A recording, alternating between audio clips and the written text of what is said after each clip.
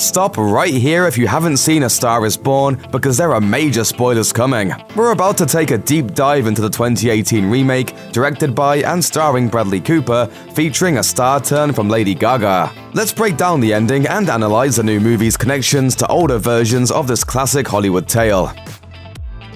Modern motivations. In previous versions of A Star is Born, the male lead succumbs not necessarily to his addictions, but rather to his envy of his paramour. In the 1937 and 1954 versions, the character of Norman Maine chooses to end his life by walking out into the ocean, a poetic end for an artist at the end of his rope. In the 1976 version of the story, the character dies in a reckless car accident. In the 2018 version, Jackson and Ali work out their jealousy problems, which almost makes you think that this time might be different. Unlike the 1976 version where the budding starlet catches the older musician in bed with another woman, the new film never casts Jackson as a cheater. It makes him out to be a better guy in general, portraying him as someone who's self-medicating to cope with both a traumatic childhood and his development of tinnitus, a condition which hinders his career. Cooper's version underscores his character's deep personal problems. As he said in an interview with Filmstruck, the scene at the Grammy Awards was one of the first scenes he thought of when making the movie. According to Cooper, Jack doesn't want to hijack Ali's speech out of malice. He's trying to come from a place of support, and his demons just won't let him. Fateful foreshadowing. If you're unfamiliar with the Star is Born story, you may have missed some subtle clues about Jackson's fate. In the beginning of the movie, he drops Ali off at home and tells her, "Hey. What? I just want to take another look at you."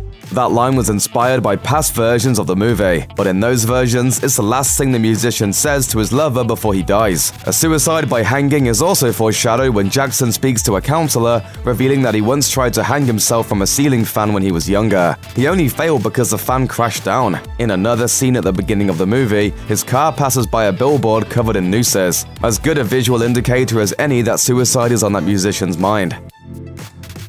Guilty conscience. Ali's manager, Rez, tells a fresh out of rehab Jackson that his personal problems will make him nothing but a hindrance to his wife's career. Rez also tells Jackson in no uncertain terms that he will relapse again. When Rez refuses to let Ali take Jackson on tour with her, she cancels the whole thing, but she doesn't tell Jackson why she bailed on her performances. She doesn't know that Jackson already knows the real reason. Essentially, Rez unwittingly creates a self-fulfilling prophecy when Jackson's guilt over the cancelled tour triggers the relapse that ends his life. Brotherly love. In the 2018 film, Jackson says he took his father's voice, a line Bradley Cooper says was inspired by a line in Bruce Springsteen's autobiography. Jackson reveals early in the movie that he was orphaned at a young age, so his older brother, Bobby, raises him. Shortly before ending his life, Jackson apologizes to Bobby for their decades-long problems, blaming the sorry state of their relationship on himself and his addictions. He also tells Bobby that he took his voice, acknowledging that Bobby is the only father figure he recognizes. Interestingly, Cooper really did take Elliot's voice in real life, pretty much literally. Cooper developed his character's Elliot-inspired vocal performance before Elliot was signed on for the movie. When Cooper went to recruit Elliot for the project, he demonstrated some of his character work, essentially parroting Elliot's voice right back to him. Made me laugh to beat the band. Parts anyway. Elliot later said, "I didn't have any tips at all, he already had it down." We spent, months and months working on that voice. I think it lowered it like almost an octave. It's good. Yeah. Tip of the hat.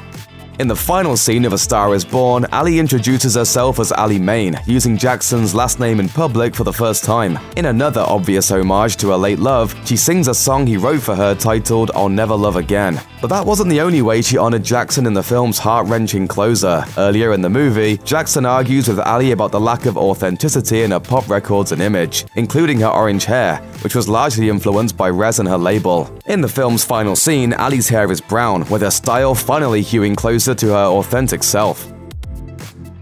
Me Through You. In the 1954 version of A Star is Born, Judy Garland's Esther introduces herself as Mrs. Norman Maine in her final scene after Norman's death. It's the same ending from the 1937 original, and the 2018 remake keeps the tradition going by recreating the 1954 film's closing scene almost shot for shot. Lady Gaga's Ali even takes the same stage at the Shrine Auditorium that Esther did for a tribute performance. Ali's tribute song also evokes a 1976 version in which Barbra Streisand's Esther performs her own song written by her late husband. In this way, their husband's legacy lives on through the success of their true loves. end of the beginning. The final shot of the film, in which the camera lingers on Ali Main singing on stage alone, is what Cooper has called the moment a star is born. In an interview with Cinema Blend, he said, "Ali at the end of the movie is just starting. What she's going to create is going to be even bigger than what we've seen prior." Gaga has said that she rarely saw playback of the movie while it was being filmed, with the exception of this final scene when she was directed to look right at the camera. Cooper knew then that it would be the last frame of the film, and Gaga could see why. According to the star, the brilliant final moments are so memorable because they show the human courage to preserve and to move forward. It's a powerful theme and timeless too, a good reason why they keep remaking this movie.